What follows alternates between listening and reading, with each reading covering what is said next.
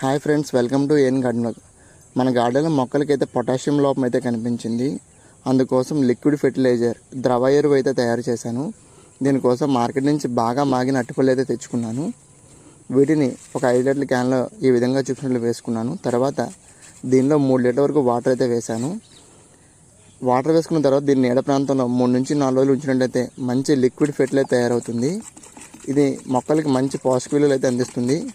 Potassium లోపం ఉన్న మొక్కలకి చాలా చక్కగా అయితే పనిచేస్తుంది. అదేవిధంగా మన గార్డెన్లో మొక్కల కోసం పశువుల ఎరువు అయితే తెచ్చుకున్నాను. వర్షాకాలం వల్ల చాలా రోజులు బట్టి ఎరువు అయితే వేయలేదు. అందువల్ల మొక్కల కోసం 3 బస్తాల ఎరువు అయితే తెచ్చుకున్నాను. అదేవిధంగా మన గార్డెన్లోని వర్మీ కంపోస్ట్ తయారు చేస్తున్నాం కదా, ఇదండి. అది చూసారుగా వానపాములు ఏ విధంగా ఉన్నాయో. ఇది కూడా కొద్దిగా బయటకైతే తీసుకున్నాను.